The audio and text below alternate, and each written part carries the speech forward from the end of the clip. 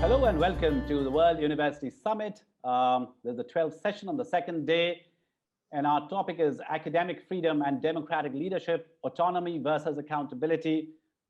Joining us today, Professor Giselle Byrnes from New Zealand, Professor Virander Chauhan from India, Professor Margaret Topping from Belfast, and Peter N Varghese AO from Australia.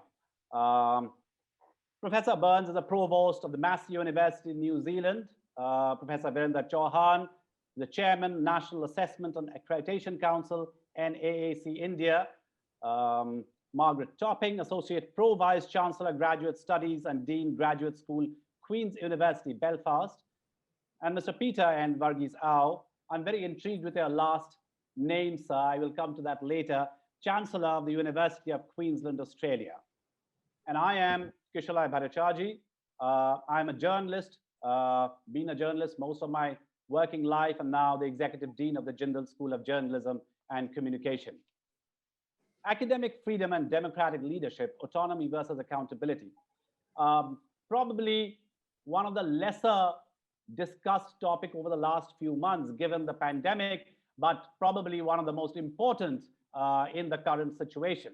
I mean, academic freedom is actually a fragile construct, as I understand. There is not particularly a long history of scholars and students being able to freely choose their subjects of inquiry, pursue these subjects, and disseminate their findings. Today, likewise, academic freedom remains contested or absent in large parts of the world. And according to the most recent Academic Freedom Index, even in academic systems that nominally guarantee academic freedom, for example, in North America and Western Europe, scholars may find that it is de facto curtailed by a range of pressures, from efforts of anti-democratic groups to record and censor academic speech, to the stifling of scholarly inquiry by performance management and the pressure cooker politics of, publish or perish.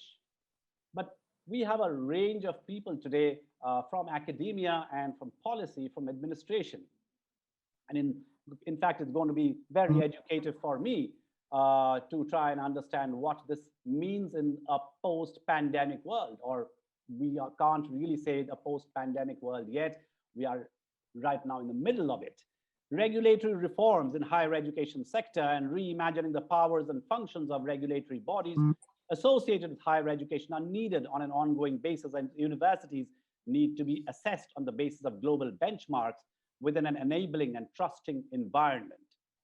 Thoughtful and democratic leadership is central to provide an institutional vision to universities and connect them to their larger role within society. This would require independent and fair recruitment processes, free from regulatory or political constraints. The discussion of this panel will reflect, I'm imagining, on the steps needed to build transformative leaderships in universities, and in what ways the existing governance system of universities can be augmented to protect academic freedom, organizational autonomy, and operational accountability. I remember as a teenager, my mother once telling me that freedom is not a license. I'm not very sure what she meant, but I think I got the drift of what she was trying to say.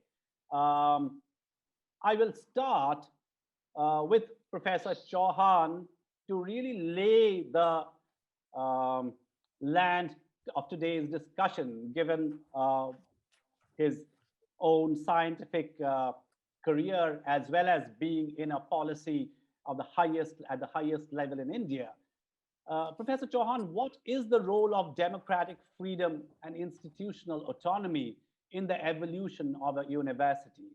What would you say are some of the key challenges, for example, that would be faced in driving this while maintaining responsibility and accountability? So I find this is a very simple question, but the answer to this has to be multi-layered. But first of all, while the topic itself, or the concept that we are discussing, has a universality about it, but it is so much dependent on the locational, or where in the context of what you're talking about, where we are talking about. For example, very quickly, I'll tell you what when I was chairman of UGC or running NAAC or part of many policy formation, the India expanded its education base to very large extent in 2004, 2005, and sudden expansion.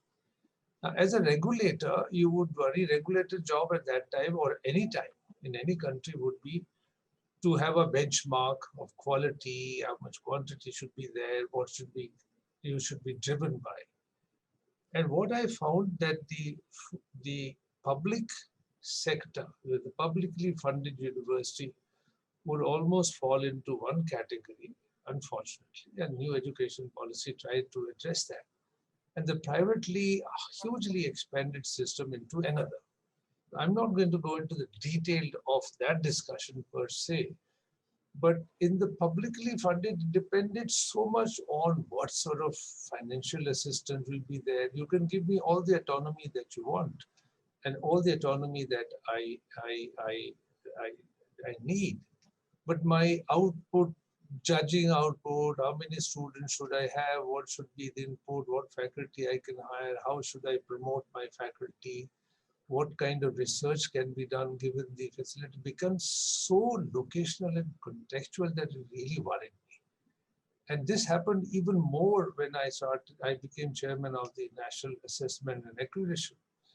Because everybody, the ranking had come in by the 2011, 2013, everybody talked about.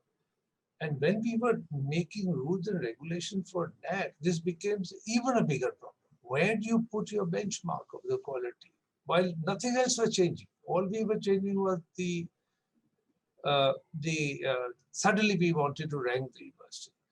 So to address your question, I think the title was how much autonomy is responsible or can be responsible, and how much leadership can play a role in the larger context of a university growing. I really felt, and I don't want to take too much time. I really felt that given the structures that were set in even in 1980s or 90s, there was huge autonomy built into the system. It is just that somehow now this is the leadership question, those who were in leadership position in different institutions did not want to use the autonomy they had, then that was a problem. I really felt the vice chancellor for a university, for example, I called is a real king and has a kingdom. And you saw this. You saw this if you look at the history of Indian university in the past 50 years. When you had a good leader with a good team, universities really altered their courses with the same amount of money. So leadership is extremely important. Autonomy per se, and this will be pre-new education policy days versus post-new education policy day, which hopefully will arrive very soon. One of the thing India wants to do with probably other countries, that every single institution will have autonomy of governance, autonomy of what you want to teach, autonomy of how you hire people, how you fire people, etc. It's a scary thought, given that we have 1,000 universities and 40,000 colleges. But that's what everybody is hoping it for. How it will actually, we don't know. There's no autonomy, to my mind, should come anywhere without the responsibility. So I'll just take one example, and I think I can come back if you want me to say more. For example, in NAAC or in assessment or in promotion about 10 years back, we started quantifying the research that you do by either number of papers or how many conferences you've gone to, and that created such a nightmare. So it is not hidden from anyone that by 2013-14, India had the largest number of fraud, fake, and predatory journals published on this country. Was it an outcome of the policy? Because this is the way we wanted to promote in our university. I started teaching in 1970s.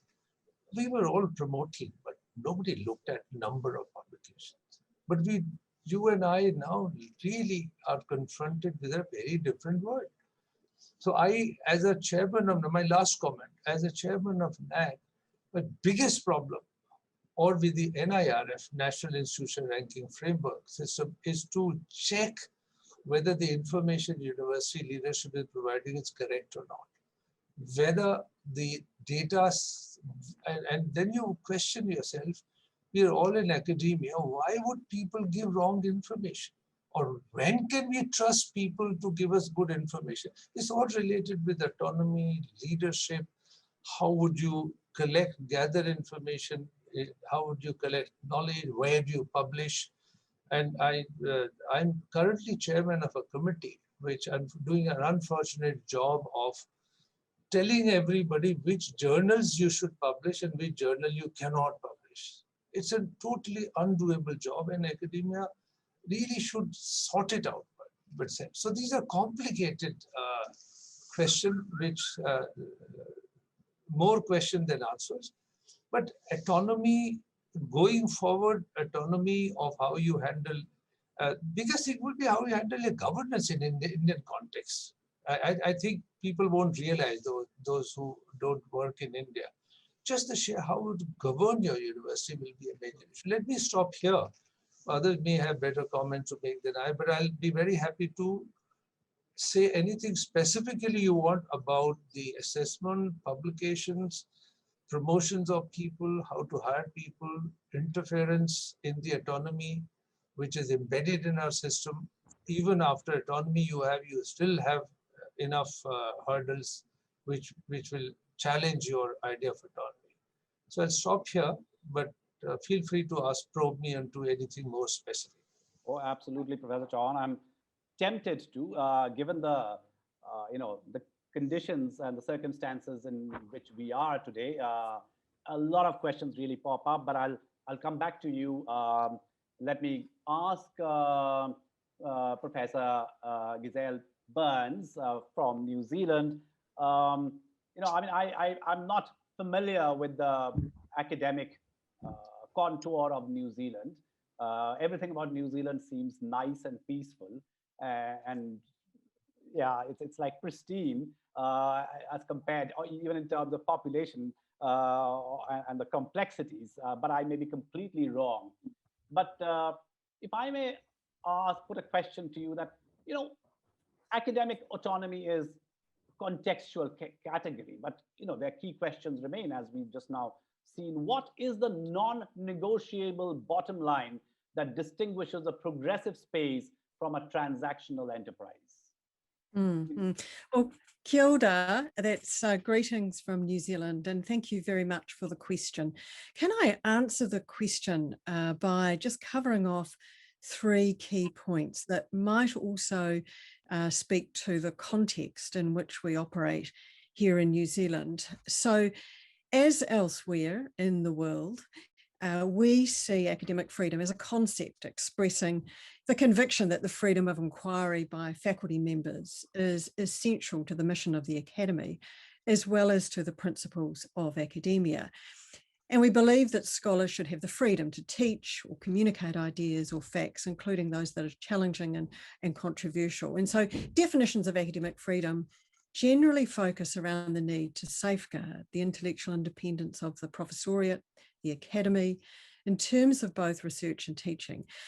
So that leads to my second point, which is starting to answer your question, and that is the value of having academic freedom and autonomy enshrined in legislation. And here in New Zealand, both the university and its academic staff and students are protected in the exercise of academic freedom by legislation, most recently by the Education and Training Act of 2020, which itself was a revision of the Education Act of 1989, and it contains quite detailed statements on the principle of academic freedom as well as its limitations. And I can talk about those in some more detail if you or indeed the audience is interested. But I'd just really like to emphasise that point about enshrining academic freedom rights and accountabilities in the legislation. And my third point is really in the way in which this is manifest and implemented. And it's the point around with freedom comes responsibility. And so I think many of us would agree that academic freedom in itself and by definition is a self-limiting concept. The kind of immunity and privilege that it entails needs to be balanced by specific duties and responsibility. So, you know, it's a self-contained concept there. My own university, Massey University, has a policy on academic freedom that tries to guide our staff and students. And if you will indulge me, I will read a short excerpt from that policy. It says the freedom of expression and the exchange of views are critical to who we are. And in the context of the statutory duty of a university, it is integral to our identity and our mandate that we critique ideas, practices, and structures. But we must also be aware of the impacts of speech that might silence, stigmatise, and victimise, especially in relation to ethnicity, race, gender, and sexual diversity, religion, national origin, ability or age, or other identities as appropriate.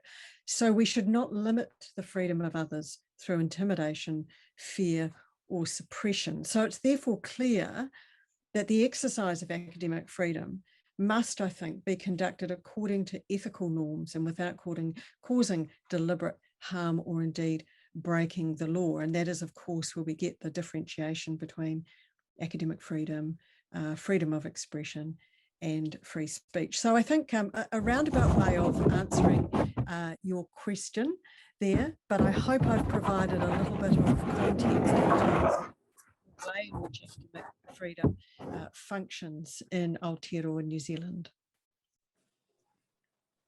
Thank you so much, Professor. If I may ask Professor Margaret Topping now from Belfast, since you raised the issues of ethics and ethical norms, you know, in 2019, I think, you know, the European Higher Education, the Council of Europe had held something called the Global Forum.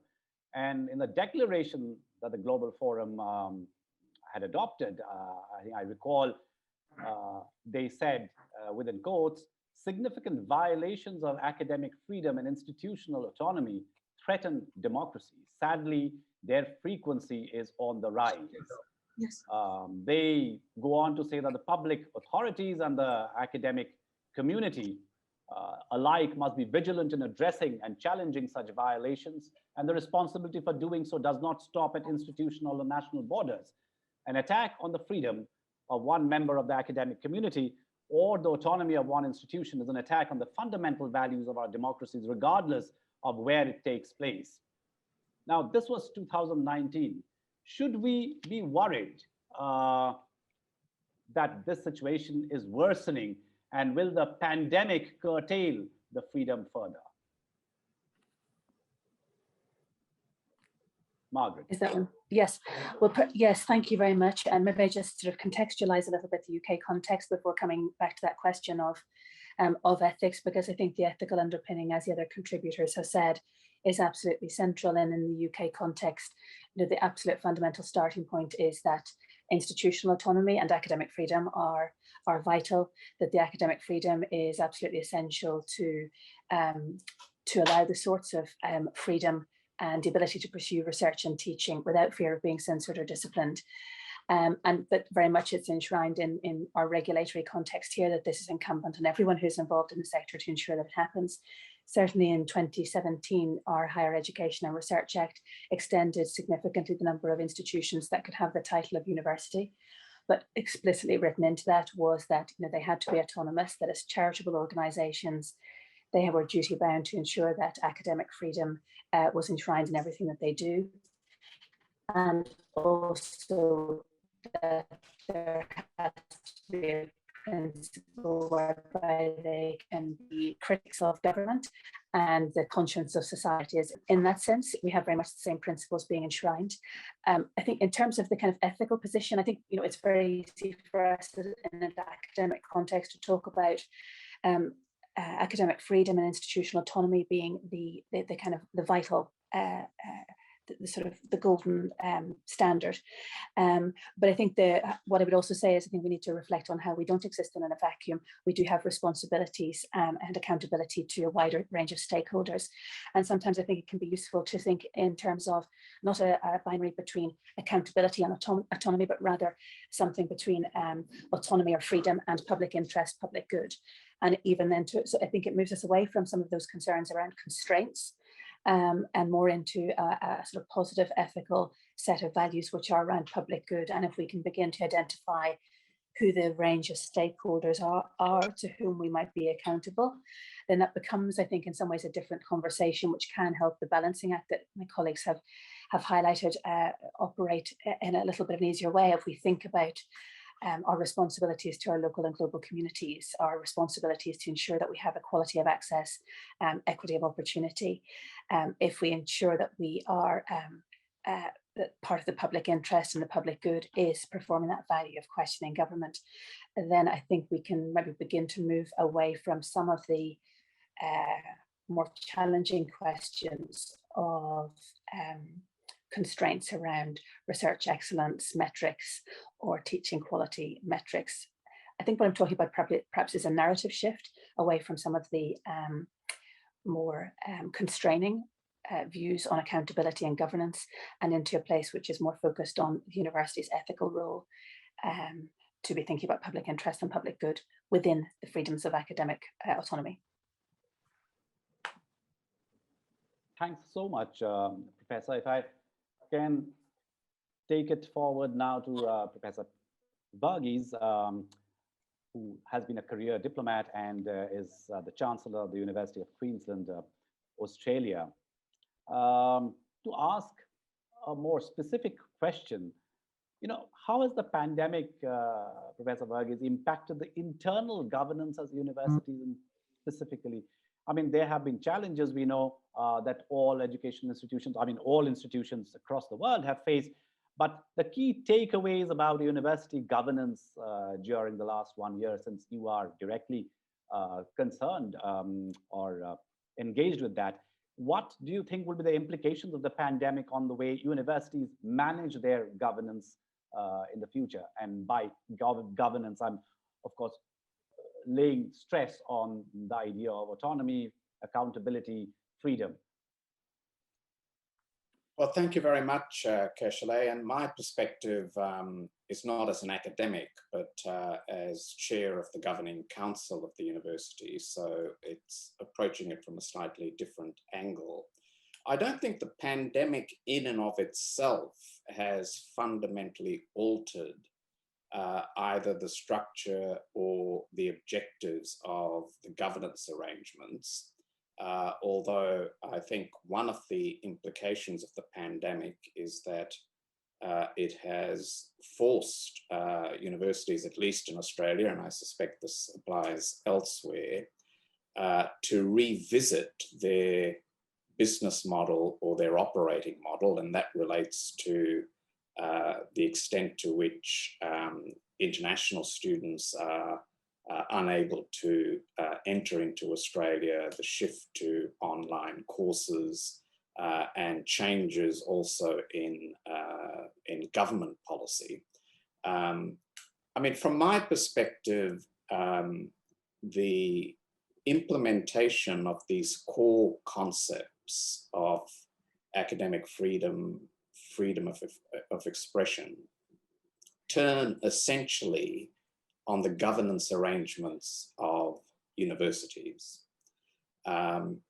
Universities can only be true to those ideals if they have governance arrangements that enshrine the concept of academic freedom, promote an open discussion, and instill in students a recognition that in order to pursue knowledge, you need to be able to have the freedom to falsify, to question, and to debate. And I think governance structures need to reflect those headline principles. And ultimately, the autonomy of an institution turns on its ability to control the decision-making on key aspects of a university. So if you think of a university as serving three broad purposes: teaching, research, and enriching society, autonomy requires a university to have complete control over what is taught, how it's taught, and the content of its teaching, and equally to apply a similar framework to research, including ethical issues, as we've been discussing.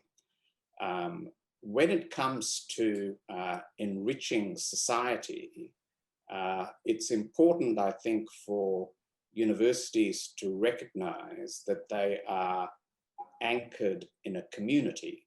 I mean, we all have and encourage a global view of problems, but at the end of the day, we are institutions which are anchored in a community. And so promoting those concepts are core business for a university. Now, I think the pandemic, by shifting for a period at least so much of our work online, has limited the ability of a university to provide all of that surrounding atmosphere and environment where people interact, where ideas are debated and contested. It hasn't by any means eliminated it, but I think it's made it a little bit more difficult. And I think what it has also done is to make the connection between governance and strategy much closer. So governing councils typically have to deal with governance and strategy, and then the running of the universities is in the hands of management and vice chancellors.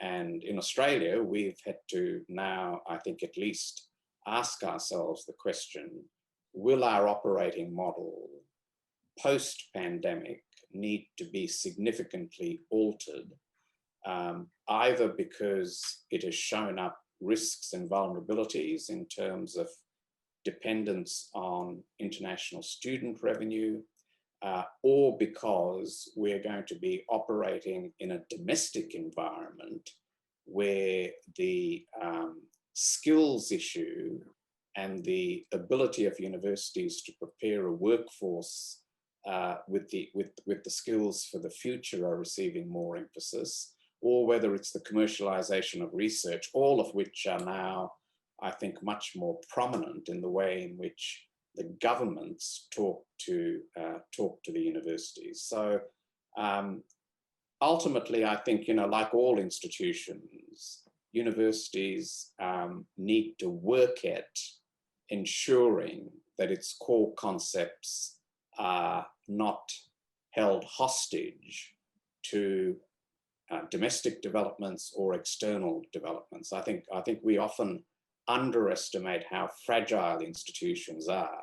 And even though universities are amongst the oldest institutions in the world, we shouldn't assume that that long history is sufficient in ensuring the integrity of the institution, and particularly the integrity of these core concepts.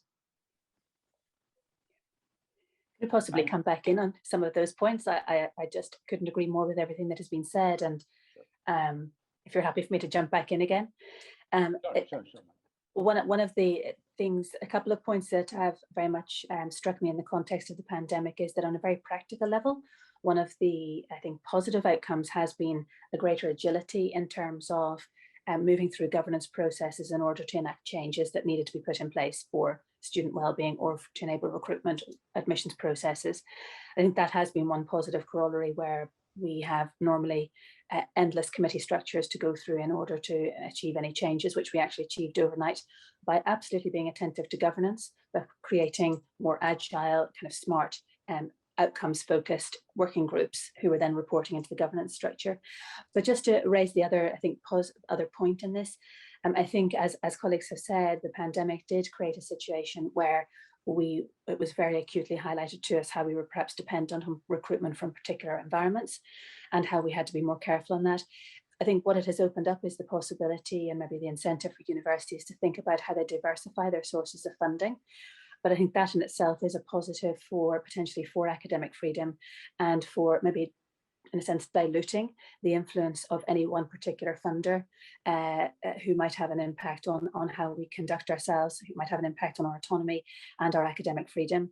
So, you know, if we can have more international students from different contexts, if we can supplement the money that we get from government for our research, if we can have other commercial activities, all of which we did as a result of a current response to the pandemic, I think that somehow that diversification of funding sources is actually very positive also in terms of ensuring some of the academic freedoms that we're all talking about prizing, and perhaps one of the ways that we can do that most effectively, and it comes back to our first comments, is around ensuring that we have visionary leadership that helps us to understand how, for example, what can sometimes be seen as the commercialization of universities can in fact be a way to ensure academic freedoms by kind of diversifying the kind of sources of income that we have.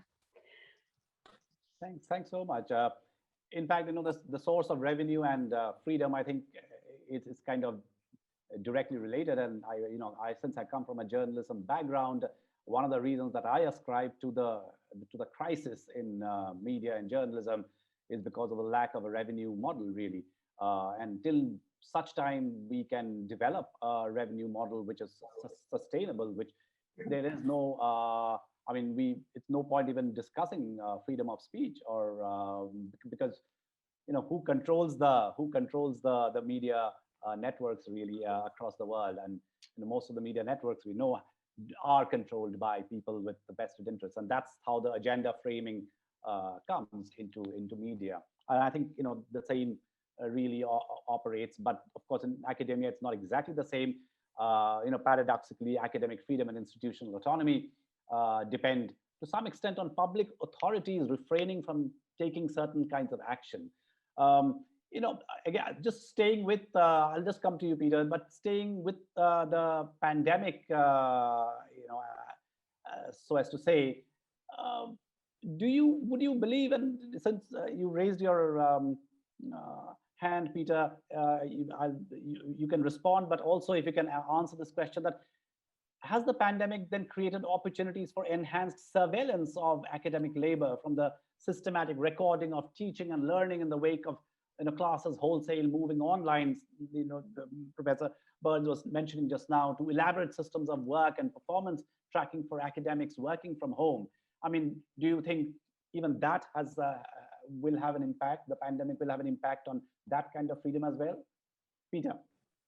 Thanks. Well, before getting to that, I just wanted to pick up the point about integrity and funding. I think if you're reliant on the integrity of your funder, your system has failed.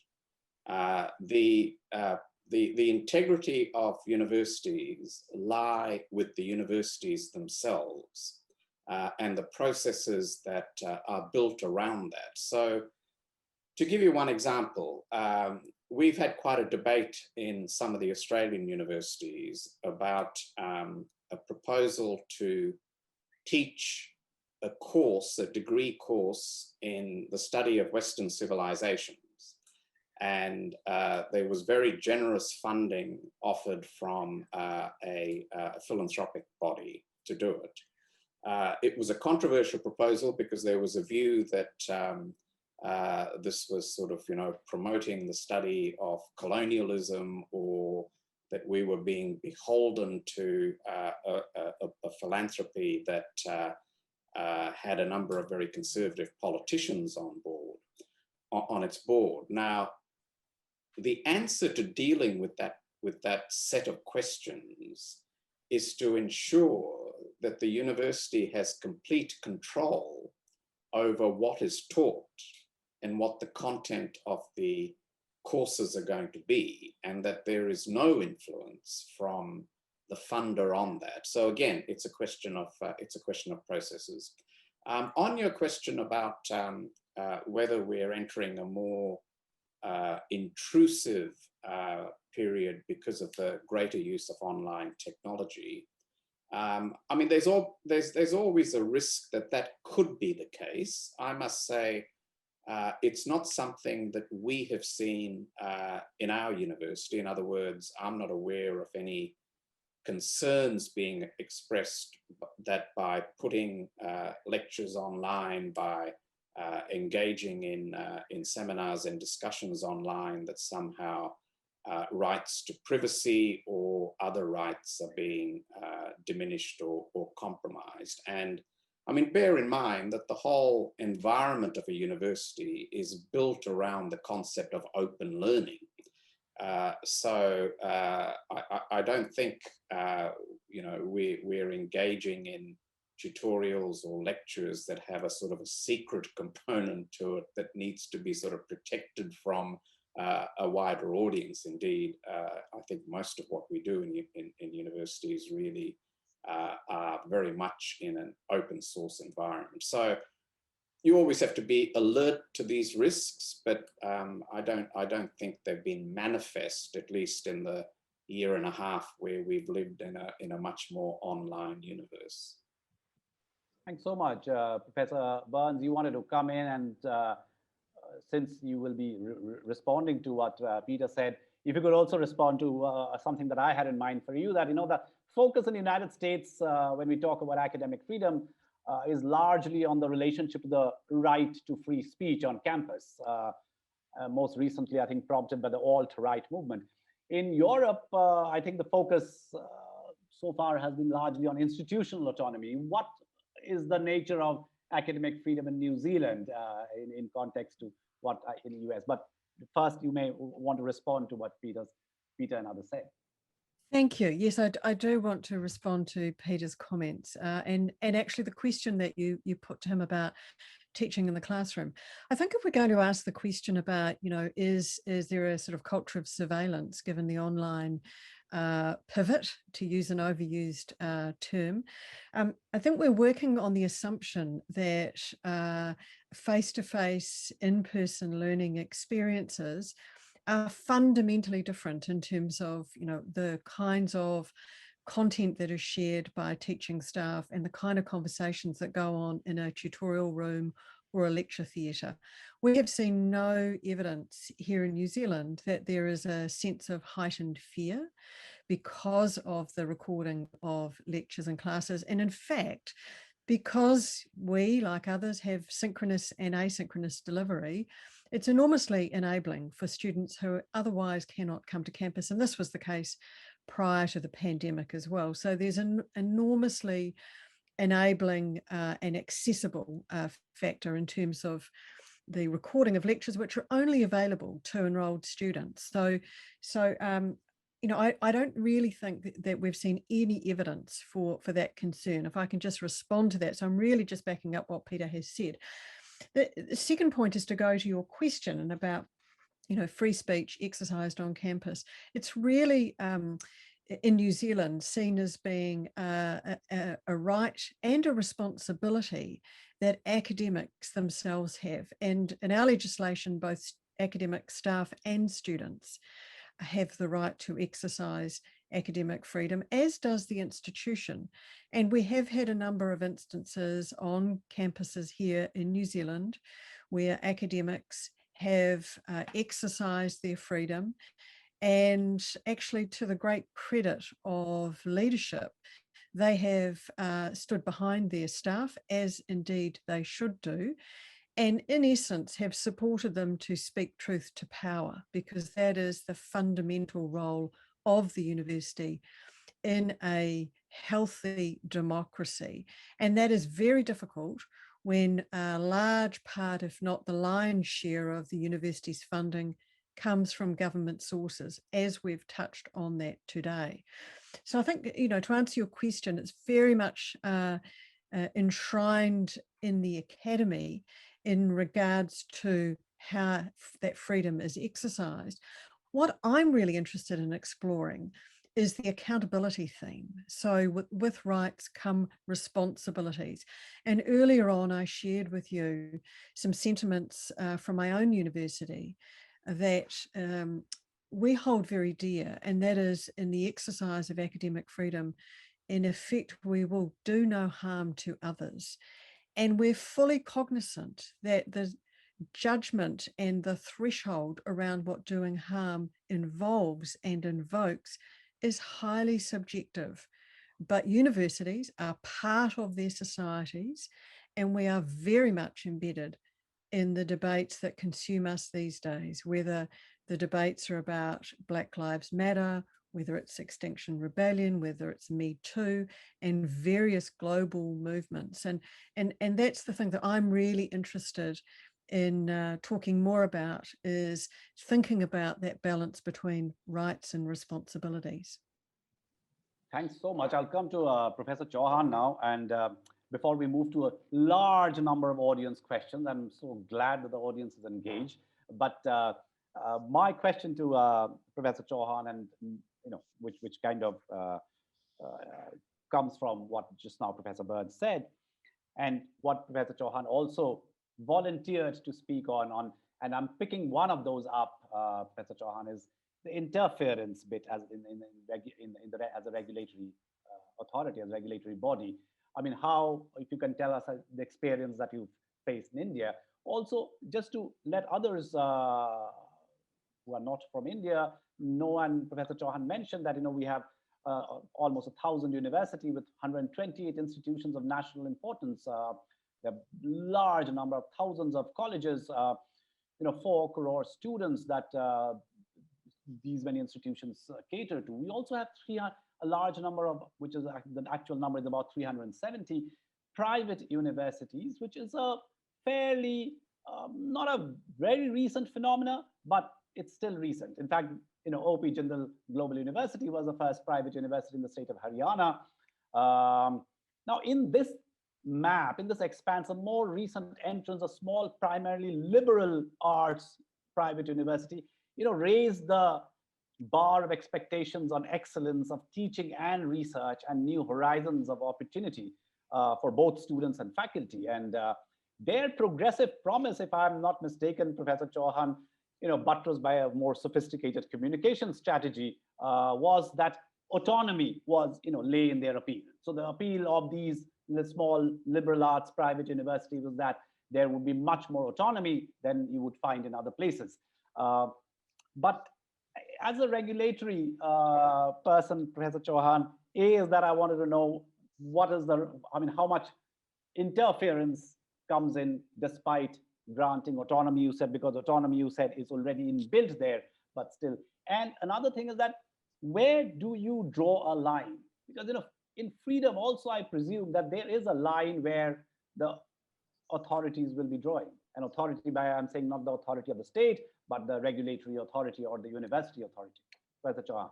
So quickly, can I just take half a minute to, I heard the conversation from colleagues from New Zealand and Australia. I just want to quickly respond, but you made my job quite easy by saying that the heterogeneity that exists in very highly expanded higher education system in India is really breathtaking. I mean, you can't begin to even see how diverse it is. So you have colleges which is there for about 30, 40 years and still have only 200, 250 students. And you have colleges in Delhi which have more students than a normal university in New Zealand would have. So I don't think I want to complicate that discussion here. But let me just say something which is, I'm a scientist by training. So we do science, and science research is very expensive. So I just want to spend half a minute on this creation of knowledge. One of the things that my colleague from Australia said, that 3 jobs that university has is to bring students you want, teach them very well, create knowledge. I think that was a central hypothesis of modern idea of university: create knowledge, disseminate it, and be responsible to the society. Beyond all this, this is what you would hear in what Humboldt has said, and this is what others have said. But I find in past 20 years, 25 years, since 80s, universities are being expected to do so much more than these 3. I'm amazed how much responsibility everybody wants to put on the university. So you have to not only have to teach well, you have to balance in research, you have to I keep hearing that morality, ethics have to be taught. Above all, that you have to skill people. I don't know, skill them for what? I thought they're all get skilled anyway if they come to university, and all that. And that is expected. And not only that you have to do all that, that has to be judged on a quantitative or semi-quantitative matrices. So it's a nightmare. And I'm glad I'm not a vice chancellor of any university right now. So that comment separate. The question you asked is a very interesting one, and we are tossing around this in India. If you ask my personal opinion, and I was chairman of UGC, I think more than half of our regulation didn't have to be there. Just don't have them. And the bottom line is you should try to regulate, if at all you want to regulate, is what is regulatable. So you could put a lot of things, and I think I blame academia for this. Entirely finger is at us. Because all the regulations that you and I make really are not made by politicians, they're not made by bureaucrats, they're made by you and I. So I personally think we should do a minimum regulation. And my colleagues may not be familiar with the new education policy, which India wants to kick in, hasn't done so. The major theme there is that the institution should be self-regulated. Now, this will take time. Even if you was a magic wand and said tomorrow you have total autonomy to do what you want to do, you have total freedom, you create knowledge or don't create, it's created, publish wherever you wish to, don't publish, all that will have to fall into place. But I tell you what my problem with the academia is, not so much with the government. Two things. One is, in science I learned, and this is somebody called Byrnes, some of you might be aware, is a John Desmond Byrnes. Actually, post-Second World War, these are major voices in research, said very simply that no human activity, especially in academic, is non-political. It's a very deeper meaning. I mean, it's not politics of A government versus B government. It's just that all inquiries are political in nature. I don't quite agree with that. But if you start looking at seriously, there are some, say, the contrary voices. That is what we are discussing today, academic freedom. Knowledge can be and should be created for the sake of creation of knowledge.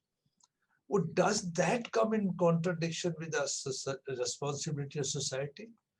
I've heard that. I've faced parliament committees in the past 3-4 years. So they've made it, I've brazenly asked, what is the social responsibility that university seems to think that they have? And the politician felt we have no social responsibility, we don't do anything. So you then start explaining, no, it's not that. I think we ourselves should review that. All of us should review. While the concept of absolute freedom, of academic freedom and support of it is a very nice one and hugely desirable. But in the context of, and I think my Australian colleague mentioned this fragility of interdependence, funding versus running or governance, is really infinitely more fragile in a country like India or in countries of African state, for example. It's hugely fragile and you have to work within those constraints. But coming to your question directly, what should be the rules of what should a regulator do? Should there be a regulator or not? Let's agree for a minute. Yes, there should be a regulator, benign, high quality, some regulator that has respect for academic freedom and autonomy. Let's say that that is desirable. How much should you regulate?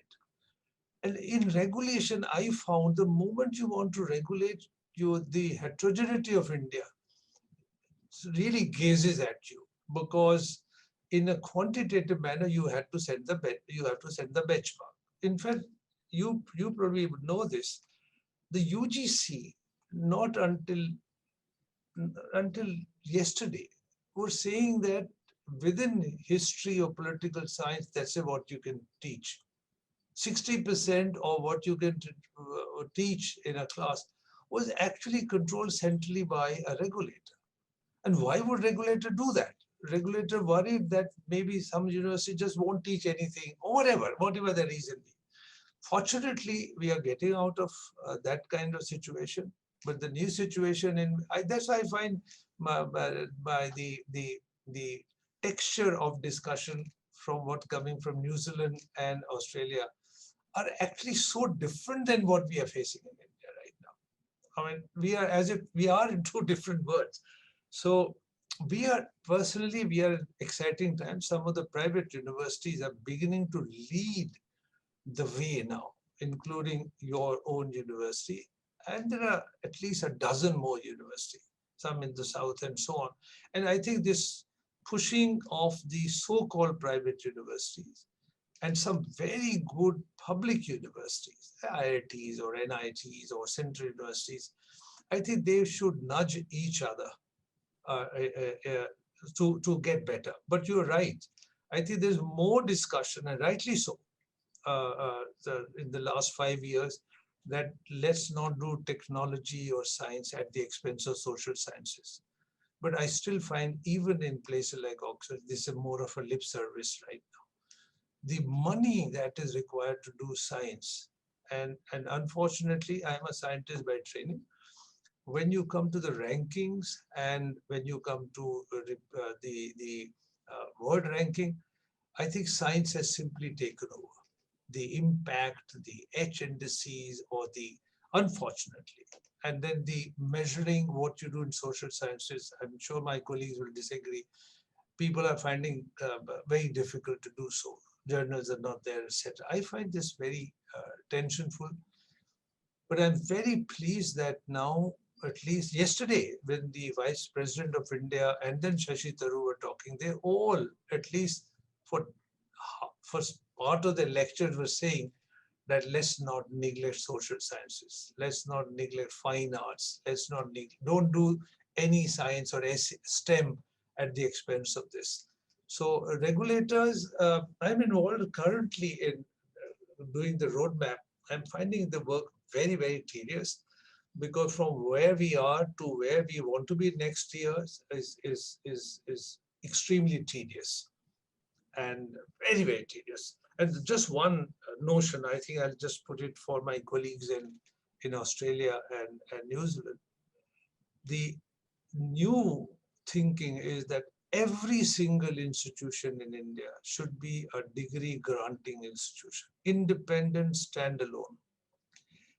In the colonial past, we've in fact, many of our university are called something you never would have heard in your country, deemed to be universities.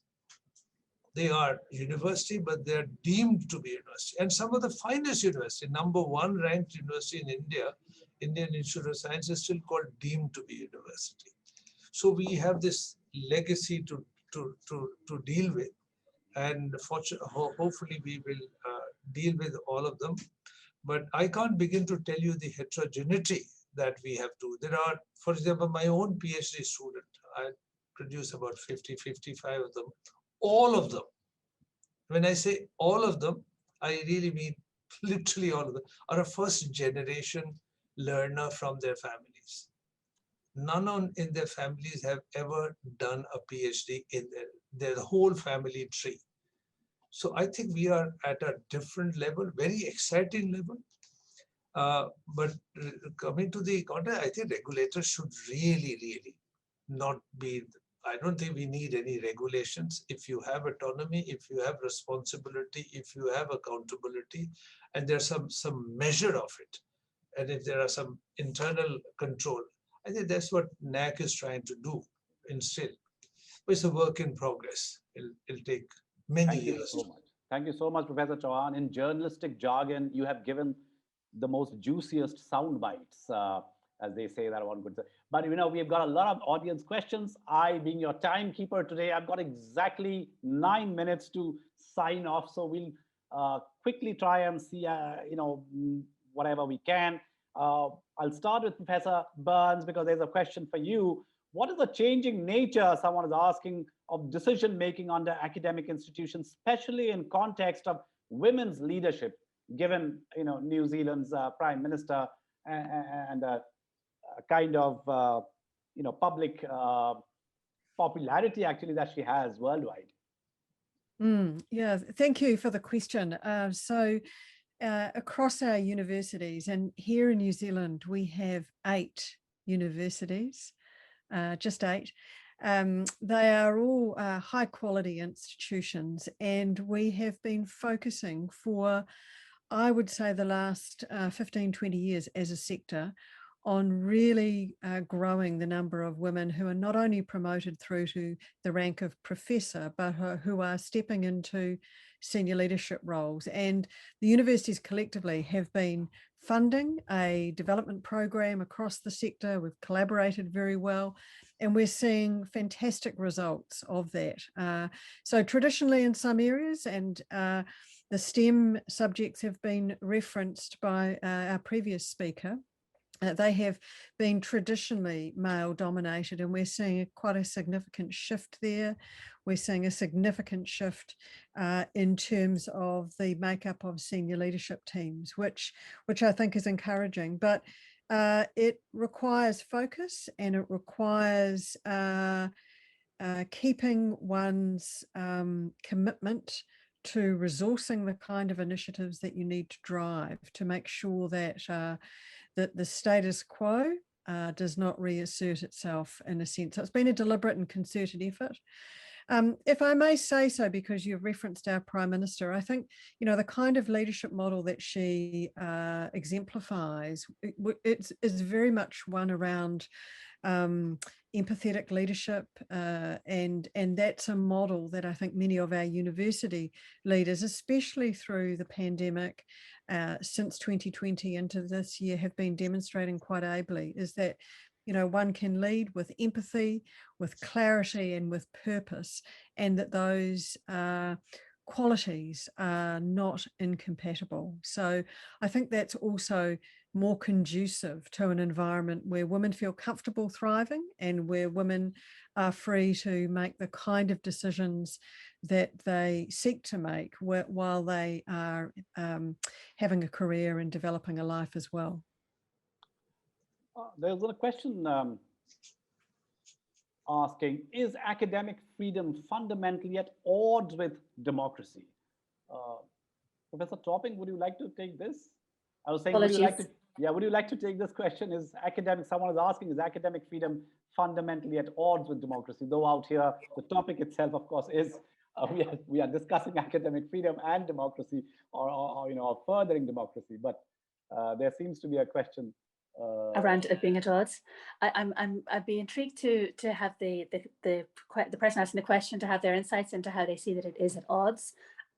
I think academic freedom is one of the fundamentals of democracy, and it's one of the ways in which we hold democracy to account.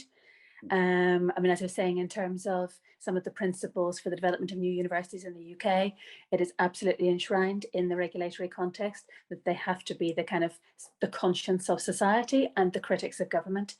I'm intrigued about the question. I'd love to understand where that one's coming from, but certainly I don't see anything in terms of conflict there.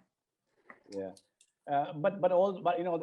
we've been talking about it, but since we are in the topic of democracy and academic freedom, let me ask you once again, that does academic freedom, I mean, do you really think that more academic freedom, or academic freedom in letter and spirit, actually strengthens democracy, or is it like a strong pillar of democracy? I understand. Yes. I think, that's where I think it comes back to some of the earlier comments that colleagues have made around questions such as the kind of ethical underpinnings of what we do. I mean, I started off by talking about accountability more in terms of public interest and public good. And I think if we focus on the sorts of stakeholders that we have, and another colleague has talked about, yes, we've had a very increased focus on the global, but let's also remember that we are civic universities on the whole, that we are accountable, I think, to our local communities. And sometimes in terms of the regulatory frameworks, we need more of a place-based approach that recognises, I mean, my own community, Queen's University is in a very privileged part of Belfast, but 1 mile away, we have some of the most underprivileged young people in all of Europe, people who are still very much living the sectarian legacy of the troubles that we've had in Northern Ireland. So to me, you know, we cannot be speaking in a vacuum about our research into questions of conflict transformation if we are not actively engaged as a civic university and seeking to increase access for those young people to what we do. So in that sense, I think universities can exist in something of a void. I think if we focus on the fact that we are part of anchored, I think one of our colleagues said, anchored in a local community, as well as having a global impact in our research and wanting to diversify our local community by having, you know, more students coming in from outside, that's great. But I think if we keep the idea of public good and even a very local public good at the heart of what we do, then I think that keeps us very closely aligned to what democracy means, not as an abstract academic principle, but as a reality for young people on the ground and our communities. There is a similar question about young people from probably from young academics saying, what can be the possible initiatives by young academicians to ensure academic freedom? Peter, would you like to take this question before we actually stop today? I think instilling in academics at as early a stage as possible just why academic freedom is so important to the nature of a university is a good starting point. In other words, to have young academics not only be well grounded in that concept, but become defenders and advocates of it. Because if you don't have academic freedom, and I'm using the sort of narrower definition of academic freedom, which is your freedom to participate in your discipline in a way where you are not prevented from taking a position or adopting a line of analysis because somebody doesn't like it. I mean, if universities concede on that point, then I think they really are on a very slippery slope. So this is something that needs to be generationally renewed, but it should be really the thread that runs through universities over time. And I would think young academics have a very important role in ensuring that they are custodians of the concept as well as being diligent in implementing it themselves. Thank you so much. I think we are right at the end of our session. I mean, this can't be a 1-hour session. This should be an ongoing series because, these kind of topics should not have it should always be open-ended, just like academia. I mean, there should be academic freedom on this topic for people to deliberate. I think like every interesting topic, it just throws more questions. And I think we, the academic community out here, are responsible for answering those questions as, at what point do intellectual assets turn into liability? How capacious is diversity? How far are we willing to go for those who march to the beat of a different drum? I mean, that is one of the questions that I was really interested in knowing. How clear is its commitment to the professor as a pursuer of truth and not as an entrepreneur, to the student as a learner and not just a consumer? Can I make a small comment for the young man who's asked the last question? Okay, and then we will end where I am. I'm right out of time, but since I'm your timekeeper. But I'm sure you will be my university will indulge you, Professor Chauhan. So please go ahead. Now, I'll just say this: the answer to the young question is, if you don't leave the rigor of, or you're not in a hurry, you'll always be able to have you'll always gain your academic freedom.